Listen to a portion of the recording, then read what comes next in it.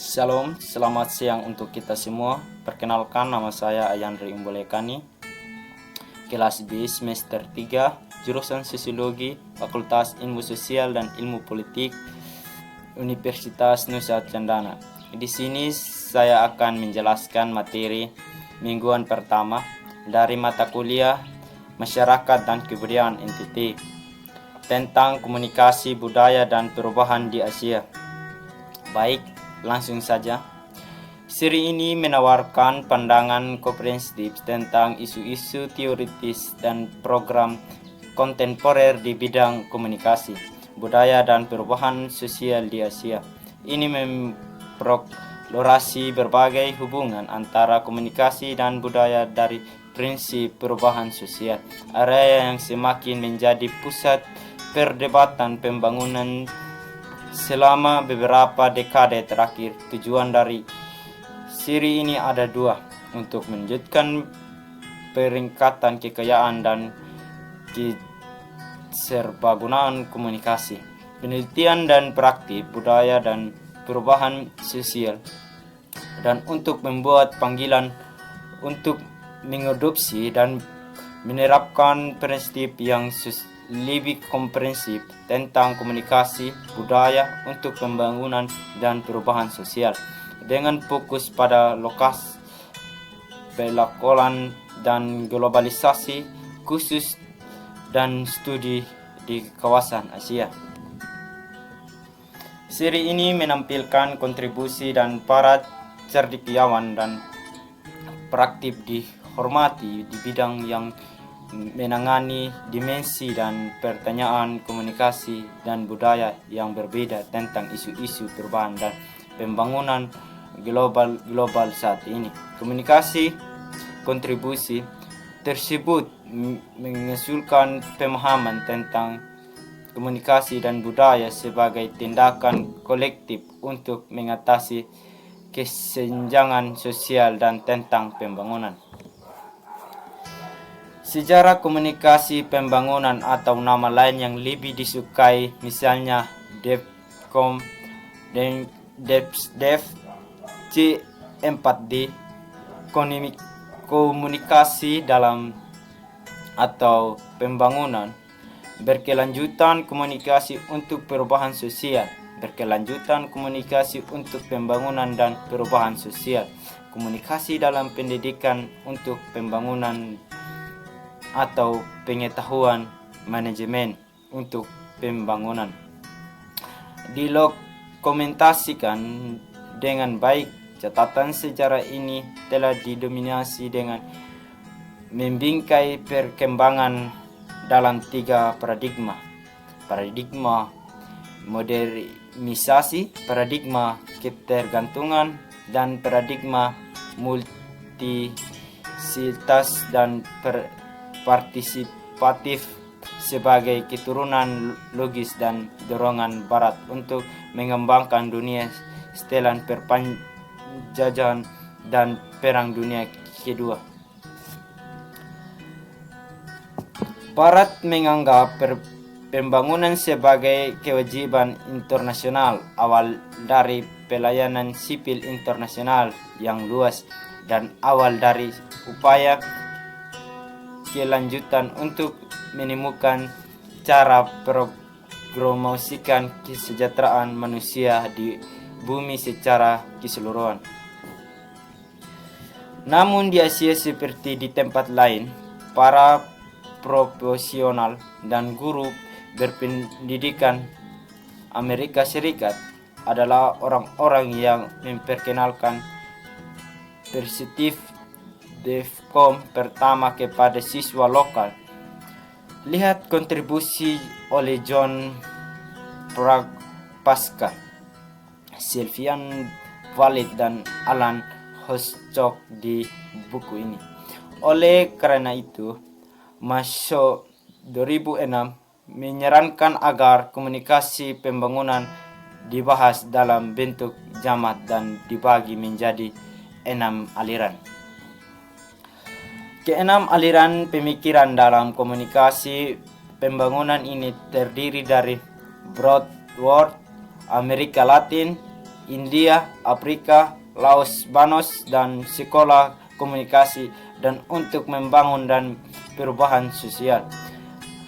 Kategorisan ini didasarkan pada strategi komunikasi yang terencana, sistem dan strategis, metode yang koheren, keterikatan pada lembaga akademik, pelatihan dan penelitian di sumber pendanaan proyek. Apakah komunikasi pemerintahan atau komunikasi rakyat?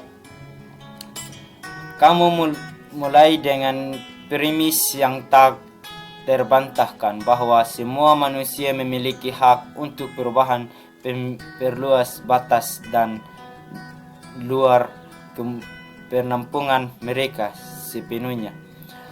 Karena kemiskinan yang mengakar, ingkaran yang buruk, sepadatan yang langka, dan alasan terkait lainnya, termasuk menjadi perempuan, beberapa orang kurang siap dibandingkan yang lain untuk melakukan mereka sebagai besar oleh penduduk perdesaan yang terdiri dari sekitar 3/4 dari populasi negara, namun pun yang dikenal sebagai negara berkembang.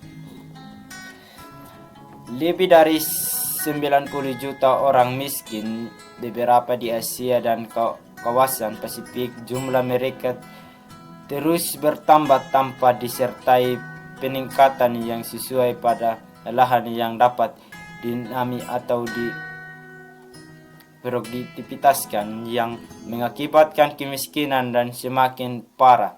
Dalam situasi yang tidak menguntungkan ini, masyarakat sebagai pribadi negara berkewajiban untuk campur tangan karena alasan kemanusiaan dan juga karena jika itu terjadi, ini adalah pembenaran dan kewajiban negara yang dimaksud untuk memberi orang miskin keunggulan dalam mewujudkan lebih banyak pendapatan dan dalam proyek akses ke barang dan jasa yang menopang kehidupan. Kebijakan dalam ciptaan lingkungan yang lebih ramah di mana rencana memiliki peluang lebih baik untuk berhasil. Tetapi jika ada sesuatu yang telah kita pelajari dan beberapa dekade terakhir, ini adalah bahwa pemerintahan dan badan pembangunan dapat mengusulkan, tetapi orang-orang pada akhirnya akan membuangnya. Tidak peduli miskin dan hal-hal yang menyangkut pribadi mereka tetap menjadi seberapa adegan aktif dan pada tahap tertentu membuat pilihan. Benar atau salah oleh lampu pemerintah, mereka akan memutuskan untuk mengikuti kebijakan publik, menolak atau mengubahnya untuk menyerang sendiri. Artinya secara realistis pemerintah tidak pernah memiliki kendali penuh atas kemajuan pembangunan warganya. Peran mereka memang ideal, berkurang ketika orang memperoleh kemampuan untuk mengukur hidup mereka dengan lebih baik. Mereka dapat mendukung dengan memberikan informasi, sumber daya, dan peluang yang tidak dapat berkumpul oleh individu secara tunggal.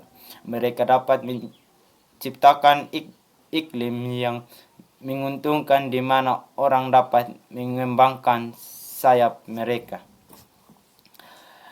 Jika pembangunan dipersiapkan, demikian kebijakan yang paling tepat dibuat oleh pemerintahan oleh kebijakan yang memungkinkan warganya untuk belajar secara kreatif dan pengalaman mereka dan pengalaman orang lain.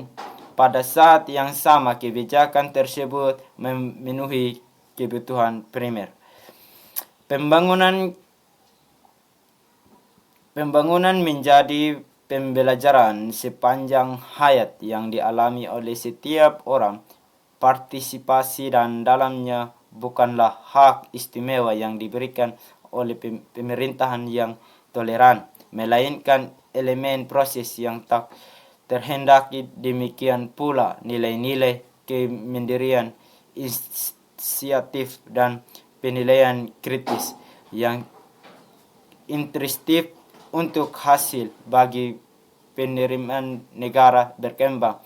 Kemudian pengharapan warganya peserta didik untuk secara pasif, penyesuaian diri yang setuju tanpa berpikir atau menerima tanpa pertanyaan adalah bertentangan dengan dirinya sendiri. Jadi baik, hanya itu video yang dari saya. Sekian dan terima kasih. Mohon maaf jika ada kata yang salah.